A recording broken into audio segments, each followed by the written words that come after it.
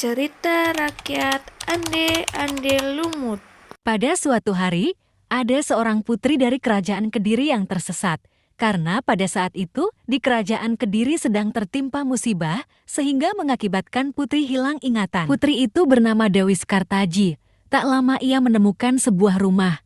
Karena dia belum makan, akhirnya ia ketiduran di depan rumah tersebut. Aduh, aku lelah sekali. Aku sangat lapar. Sementara itu, pemilik rumah datang. Dia adalah seorang janda kaya bernama Mbok Rondo Karangwulusan. Mbok Rondo Karangwulusan mempunyai 2 orang anak yang bernama Klenting Merah dan Klenting Hijau. Kedua anak itu kerjanya hanya berdandan dan bersolek. Hai, siapa dia? Kenapa ada yang tertidur di depan rumahku?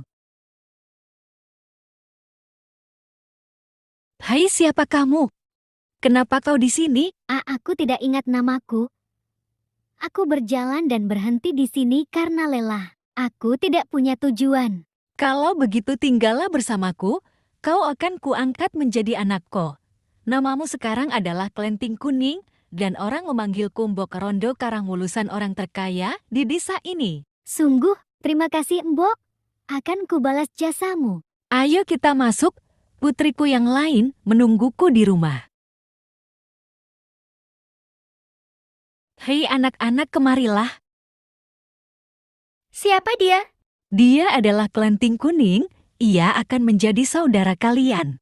Hei, apa-apaan ini? Klenting Kuning, mereka adalah anak-anakku. Namanya Klenting Merah dan Klenting Hijau. Salam kenal semuanya. Terima kasih telah mengizinkanku tinggal di sini. Selama kamu tinggal di sini, kau harus mengerjakan semua pekerjaan rumah di sini. Tentu saja Mbok, aku akan membalas jasamu. Beberapa hari kemudian, timbullah perasaan iri dari Klenting Merah dan Klenting Hijau pada kecantikan Klenting Kuning. Walaupun Klenting Merah dan Klenting Hijau kerjanya hanya berdandan, tetapi kecantikan mereka hanya sebatas kecantikan gadis desa yang biasa saja. Klenting Kuning setiap harinya bagaikan pembantu di rumah itu.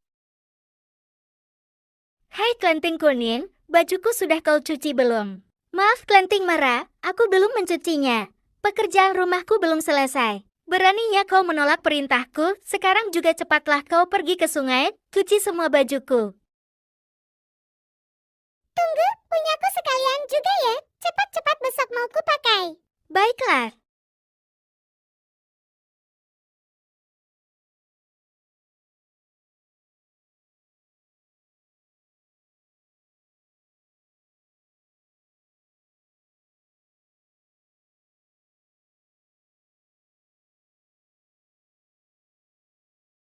Ketika Klenting Kuning hendak mencuci pakaian, tiba-tiba ada seorang kakek tua yang terlihat kelelahan.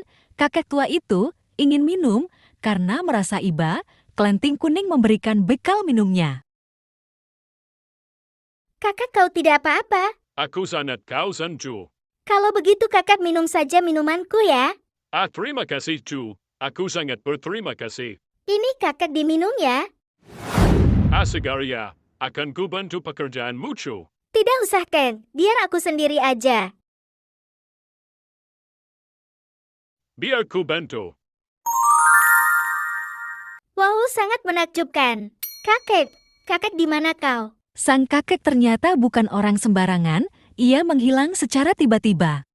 Klenting Kuning sangat kebingungan. Akhirnya, Klenting Kuning langsung pulang ke rumah. Beberapa hari kemudian, terdengar kabar ada seorang pemuda dari desa Dadapan bernama Ande-Ande Lumut. Dia ingin mencari seorang istri.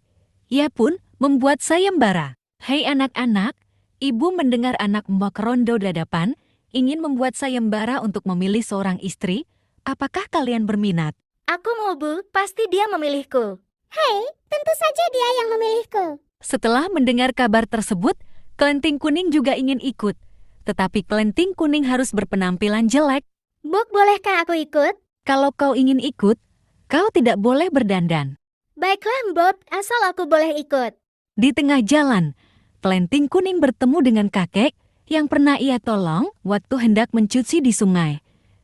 Kakek itu ternyata adalah jelmaan dari seorang senopati kerajaan Kediri yang ditugaskan untuk mencari dan melindungi Dewi Sekartaji. Kakek, Kaukah itu? Iya tuh, apa kau mau pergi ke desa Sebang? Bagaimana bisa kakek tahu? Bawalah lidi ajaib ini. Lidi ini akan berguna di perjalananmu. Terima kasih, Kek. Di perjalanan, kelenting merah dan kelenting hijau dihalangi oleh hiu kangkang di tepi sungai. Hei gadis cantik, kalian mau menyeberang ke desa seberang ya? Ya betul, tolong bantu seberangkan kami ya. Boleh saja, tapi ada syaratnya. Apa syaratnya? Kalian harus menciumku. Kelenting merah dan kelenting hijau menyetujuinya.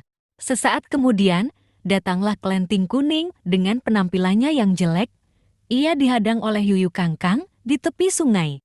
Apa kau mau menyeberang? Jelek sekali kau, aku tak mau menyeberangimu. Kumohon bantulah aku. Gadis jelek sepertimu tak pantas melamar ande-ande lumut. Pulanglah ke rumahmu dan bercerminlah. Kemudian kelenting kuning melemparkan lidi ajaib ke sungai dan lidi tersebut berubah menjadi perahu kecil.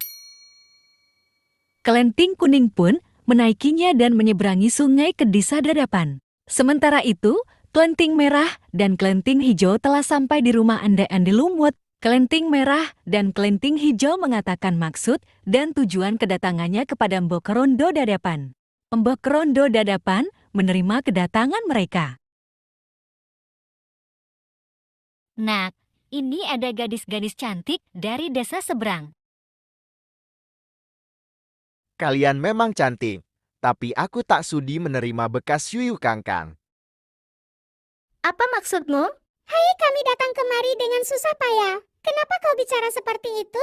Karena kalian datang kemari dengan bantuan yuyu kangkang. Dia akan meminta imbalan cium kepada gadis-gadis cantik. Jadi aku tak sudi memilih di antara kalian. Sungguh jahat bicaramu. Hai, ketampananmu tak seberapa. Jaga bicaramu. Kemudian datanglah kelenting kuning dengan penampilannya yang lusuh. Mbok Rondo menolak kedatangannya.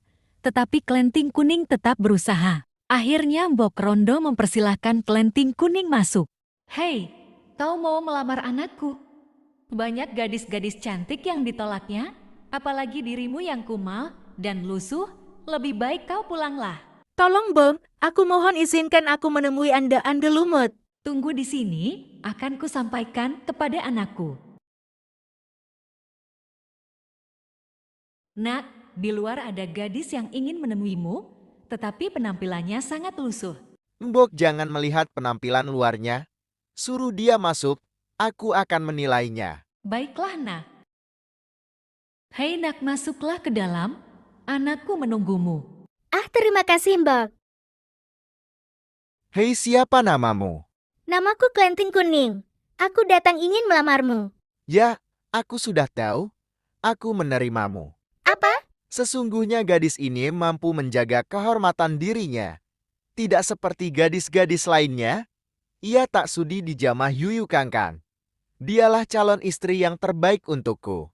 Sungguh, kau menerimaku? Ya, kau boleh bersihkan dirimu dahulu.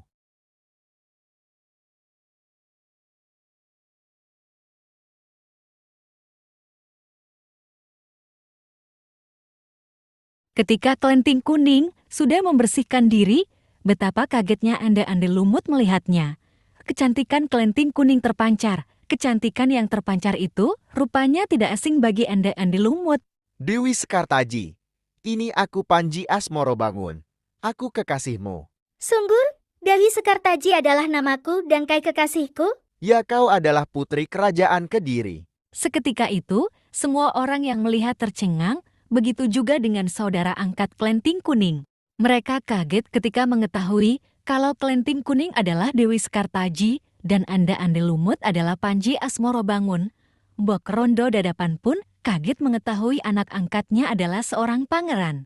Dewi Sekartaji dan Panji Asmorobangun amat sangat senang, mereka akhirnya bertemu satu sama lain.